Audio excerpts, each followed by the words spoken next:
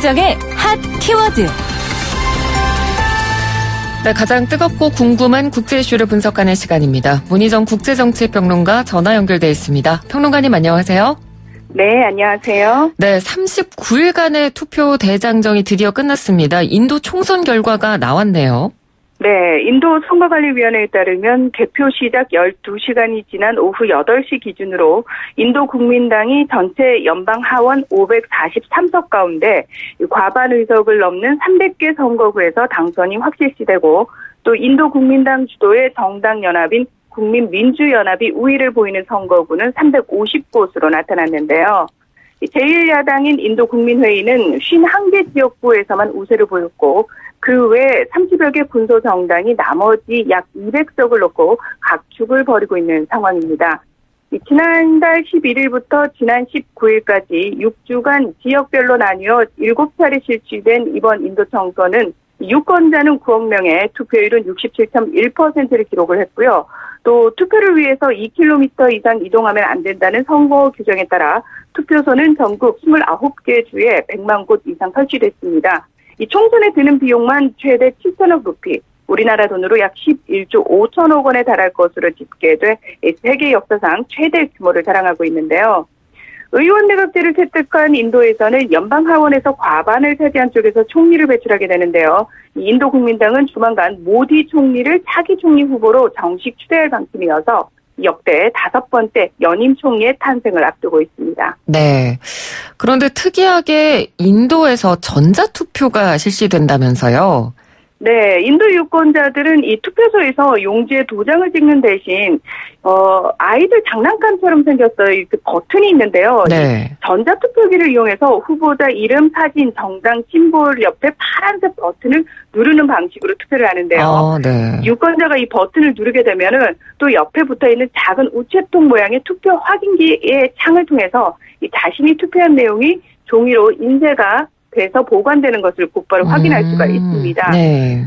이 한 투표기에는 최대 2,000명의 기표 정보가 기록이 되고요. 기기당의 등록 후보 수는 16명이지만 이 투표기를 나란히 연결해서 최대 64명의 후보까지 등록할 수 있다고 하는데요. 이 투표 정보는 기기에 내장된 마이크로칩에 저장되는데 해킹 등을 막기 위해서 투표 결과는 서버에 재저장되지 않고 각각의 기기 그대로 보관된다고 합니다. 네. 1982년에 처음 도입된 전자투표는 2009년과 2014년 총선 그리고 최근 지방선거 등에서 전면적으로 사용이 됐다고 하는데요. 네. 이번 총선에서는 개표 공정성을 확보하기 위해서 약 2만여 투표소의 전자투표기에 대해서 인쇄된 투표 결과지와 대조 검표하는 과정이 별도로 진행된 것으로 알려졌습니다. 네. 그런데 이번에 야당 대표가 상당히 일찌감치 패배를 인정했다고 하더라고요. 네, 그렇습니다. 이 개표가 시작된 지 9시간이 지난 오후 5시쯤 제1야당인 인도 국민회의의 라울 간디 총재가 이 당 본부에서 기자회견을 통해 인도 국민의 결정에다 무슨 색깔을 칠하고 싶지 않다면서 인도 국민은 나렌드라 모디가 차기 총리가 되도록 결정했다면서 패배를 인정했는데요. 그러니까 아마도 개표 초반부터 집권당의 우세가 변함없이 지속된 것이 이처럼 일찍 패배를 인정하게 된 배경이 된 것 같습니다. 예. 영국의 식민 통치 시절 마하트마 간디와 자와할랄 네루 등이 지도하는 독립운동단체를 시작해서 정당으로 변모한 인도 국민회의는 인도 독립 후 지금까지 72년 역사에서 거의 50년간 집권했지만 2014년 총선에서 206석에서 단 44석으로 전락하면서 인도 국민당에 대패했는데요. 이 네로 간디 가문의 4대손으로 인도에서 정치 황태자로 불리는 라울 간디 총재는 이 선거 전에 다른 세력과 연대를 모색하고 또 야권 전반적으로 반모디 야권 단일화 움직임도 이뤘지만 결국 모디 총리의 연임을 막지 못했습니다. 네. 그렇다면 이 나렌드란 모디 현 총리의 승리 요인은 뭐라고 할 수 있을까요? 일단 경제와 안보라고 말씀드릴 수 있는데요. 네. 지난 5년간 연평균 7%가 넘는 경제 성장을 견인하면서 청렴 결백한 지도자라는 평가를 받은 모디 총리는 유력 정치인들 중에서는 가장 지지율이 높습니다. 네. 이 델리 정책연구소의 라훌 버마 연구원은 영국 일간지인 가디언과의 인터뷰에서 뭐라고 얘기를 했냐면 야당 정치인 중에는 모디를 대적할 만한 사람이 아무도 없다. 그는 거의 역대 최고의 지지율을 유지하면서 선거를 치렀고 유권자들은 이 정부의 경제정책 수행 능력에 별로 만족하지 않으면서도 여전히 그에게 신뢰를 보낸다고 지적했는데요. 예. 그러니까 대신할 수 있는 정치인이 없다라고 얘기를 할 수가 있습니다. 게다가 이 모디 총리가 정치 수완이 상당히 좋은데요. 네. 트위터 팔로워가 2,580만 명 수준인 도널드 트럼프 미국 대통령보다 훨씬 많은 4,700만 명을 넘는 등 소셜미디어 활용을 극대화하고 있고요. 그리고 적극적으로 지역 활동가들을 통해서 유권자들을 이끌고 있습니다. 하지만 이번 총선에서는 사실 높은 실업률과 농촌 지역의 민심 위반 등으로 모디 총리가 고전하지 않겠느냐라는 견해도 많았거든요. 이를 의식한 듯 총선 유세 과정에서 모든 농민에게 6천 루피, 우리나라 돈으로 약 10만 3천 원의 현금을 매년 지원하고 저소득 농민 대상 연금과 무이자 대출을 확대하기로 약속을 했고요. 또 향후 5년간 일자리 창출을 위해서 고속도로와 지하철 건설 등 인프라 분야에 100조 루피, 우리나라 돈으로 약 1,710조 원을 투입하겠다는 공약도 걸었습니다. 네.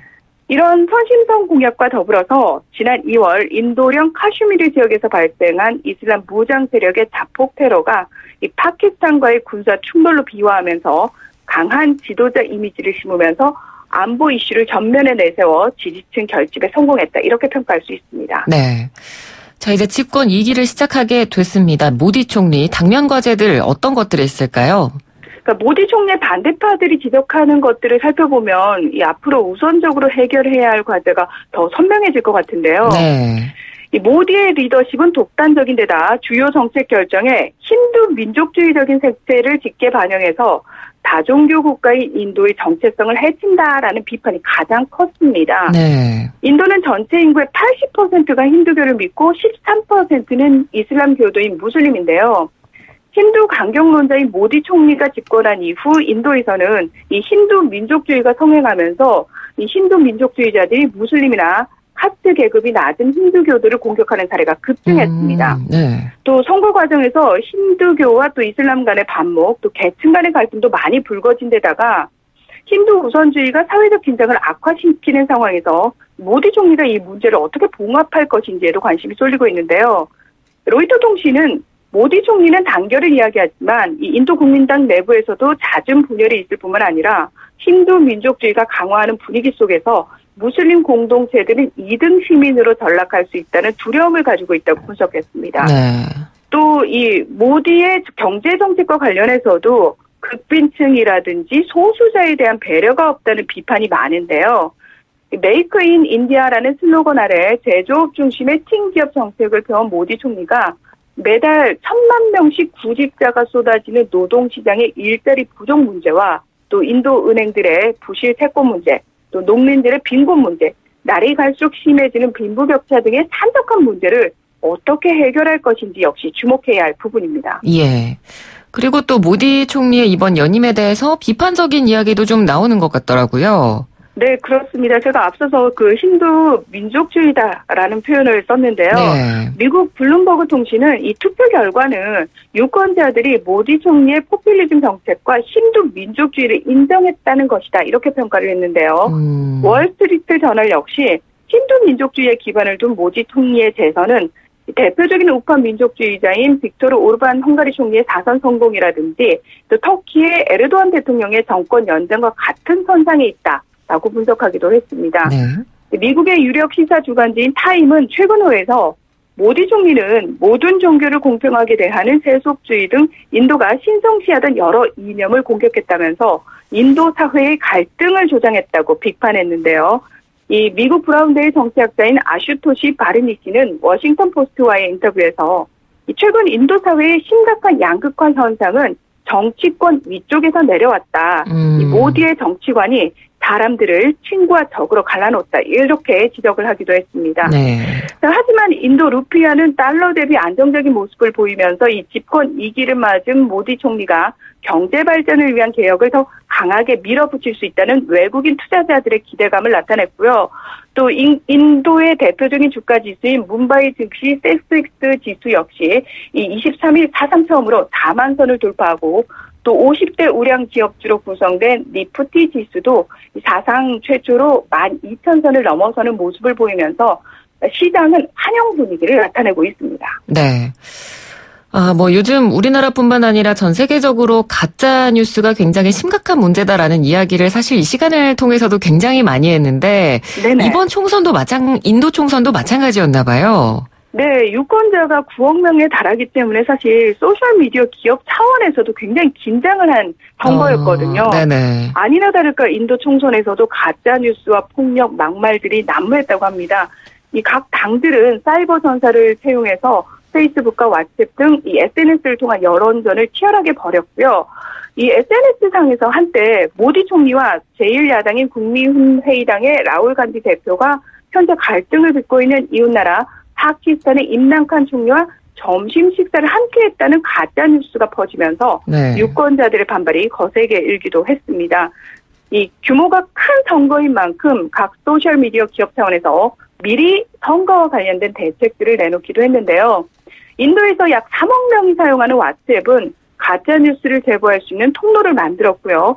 또 페이스북 역시 특별조사팀을 꾸려서 가짜뉴스와 계정을 추정해 이 인도 주요 정당과 관련된 계정과 홈페이지 700여 개를 삭제하기도 했습니다. 네. 이런 가운데 250만 명의 팔로워를 거느리고 이 집권 인도 국민당에게 일방적으로 유리한 정보를 왜곡해 내보내던 인디아 아이라는 홈페이지도 삭제당했고요. 그리고 연방 제1여당인 인도 국민회의의 우호적인 가짜 계정과 홈페이지 수는 687개에 달한 것으로 밝혀지기도 했습니다. 네. 자, 오늘은 인도 총선 총정리하는 시간을 가져봤습니다. 말씀 잘 들었습니다. 고맙습니다. 네, 고맙습니다. 네, 지금까지 문희정 국제정치평론가였습니다.